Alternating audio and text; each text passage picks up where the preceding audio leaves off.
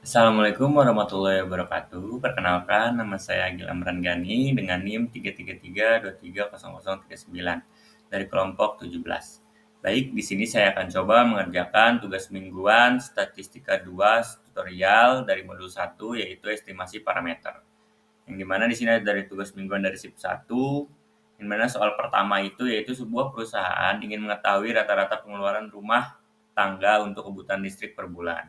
Dari hasil survei terhadap 12 orang, terhadap 12 rumah tangga, diperoleh rata-rata pengeluaran sebesar Rp450.000 dengan simpangan baku sebesar Rp75.000. Tentukan interval kepercayaan 95% untuk rata-rata pengeluaran listrik semua rumah tangga di daerah tersebut. Untuk soal yang kedua, itu ada sebuah lembaga survei ingin mengetahui proporsi penduduk di suatu kota yang menggunakan kendaraan listrik.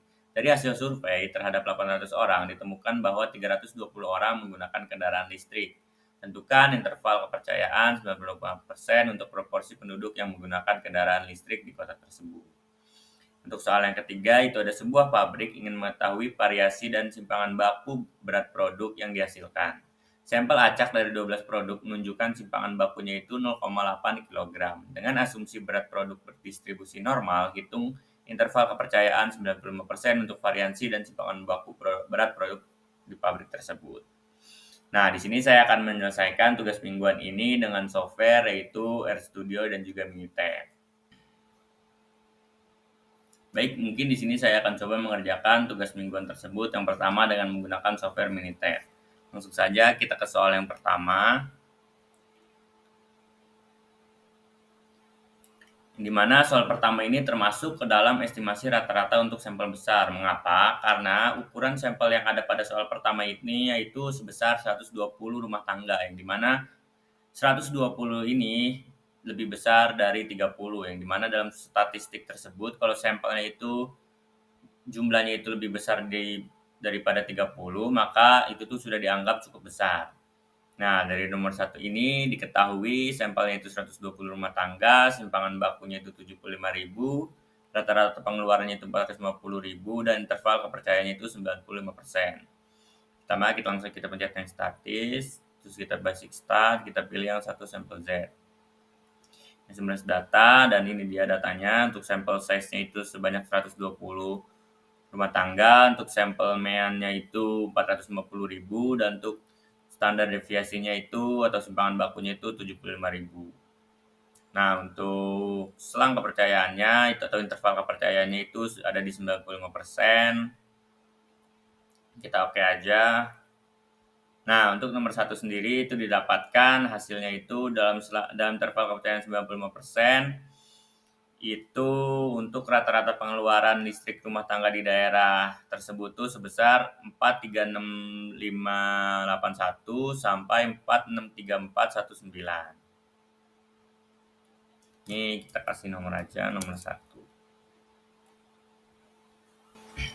Baik, kita lanjut ke nomor yang kedua, yaitu yang dimana nomor kedua ini termasuk ke dalam estimasi satu proporsi. Mengapa? Karena dalam nomor kedua ini hanya ada satu populasi, yaitu penduduk di suatu kota.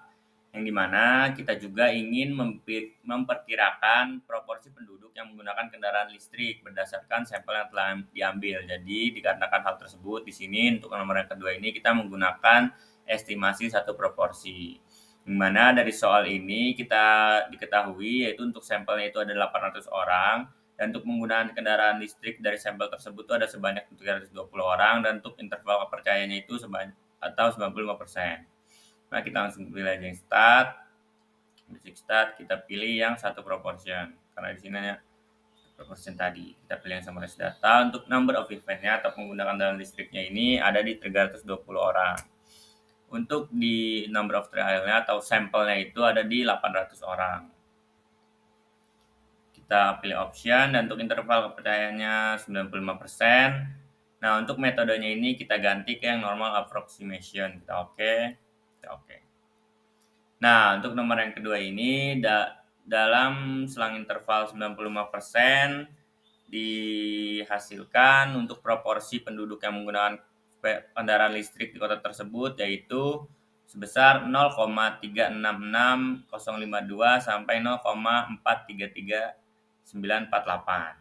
Kita ganti lagi namanya nomor 2.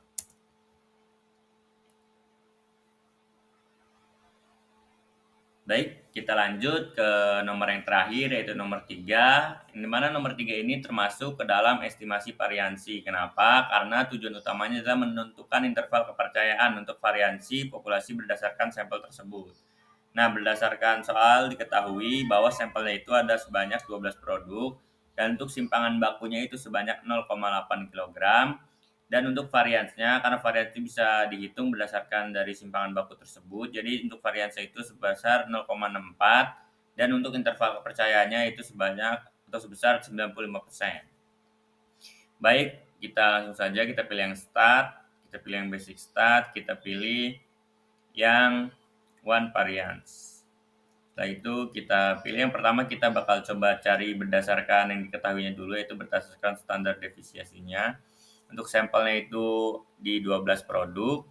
Untuk standar deviasinya itu ada di 0,8. Option kita lihat di sini 95% sama selang kepercayaannya, kita oke aja. Nah, untuk yang di standar deviasi dari si nomor 3 ini itu didapatkan untuk simpangan bakunya dari berat produk di pabrik tersebut itu sebesar, untuk selang kepercayaan 90% itu sebesar 0,567 sampai 1,358 kilogram. Nah, kita kasih nama dulu, ini untuk nomor 3 yang standar deviasi.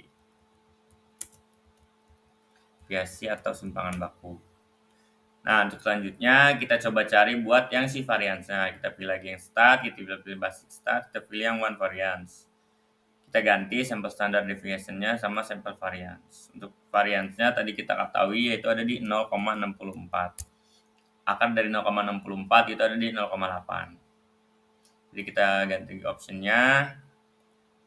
Ininya sama, untuk selang kepercayaannya itu di 95%. Kita oke. Kita pilih oke lagi. Nah, untuk berdasarkan variansinya dari nomor si 3 ini, untuk variansi dari untuk variansi berat produk di pabrik tersebut itu dengan dalam interval 95% itu didapatkan 0,321 sampai 1,845 kilogram. Ini kita ganti nama nomor 3 untuk yang si varians.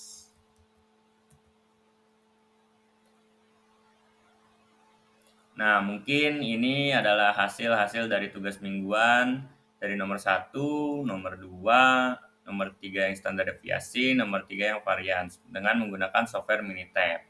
Mungkin selanjutnya saya akan coba mengerjakannya dengan menggunakan software RStudio. Nah, baik, selanjutnya di sini saya akan coba mengerjakan tugas mingguan tersebut dengan menggunakan software yaitu RStudio. Pertama-tama kita pilih file, kita pilih new file, kita pilih RScript. Untuk mempersingkat waktu, di sini saya sudah menyediakan untuk sintaksnya di notes. Kita copy aja semua, kita paste. Nah, di sini untuk soal yang nomor 1 itu diketahui untuk rata-rata pengeluarannya itu sebanyak 450.000. Dan untuk simpangan bakunya itu 75.000, untuk sampelnya itu sebanyak 120.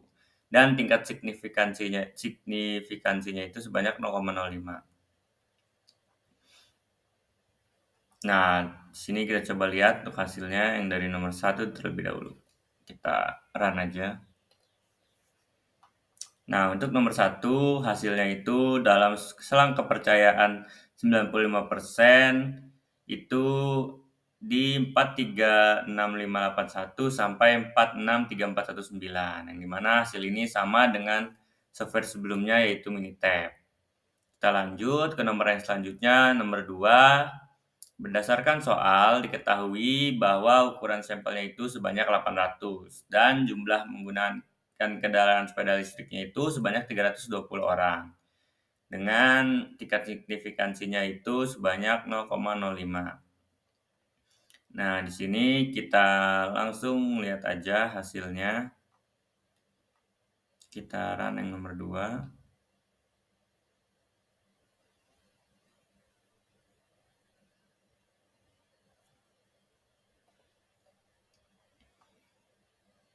Nah, untuk kalau yang nomor 2, dengan selang kepercayaan 95% untuk proporsinya itu dari orang yang menggunakan kendaraan listrik itu sebanyak 0,3660524 sampai 0,4339476. Ini sama dengan hasil dari software sebelumnya, yaitu software Minitab.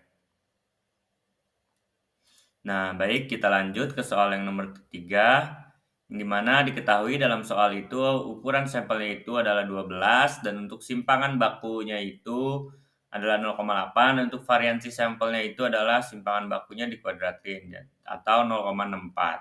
Nah, untuk tingkat signifikansinya itu 0,05 dan derajat kebebasannya itu 1. Di sini kita coba run aja untuk yang nomor 3. Nah, di sini didapatkan hasilnya untuk variansinya untuk selang kepercayaan 95% itu sebesar 0,3211672 sampai 1,844985. Sedangkan untuk selang kepercayaan 95% untuk simpangan bakunya itu didapatkan 0,566711 sampai 1,358302. Nah, mungkin itu saja hasilnya yang didapatkan sama dari software Minitab maupun RStudio. Mungkin cukup sekian dari saya, kurang lebihnya mohon maaf. Assalamualaikum warahmatullahi wabarakatuh.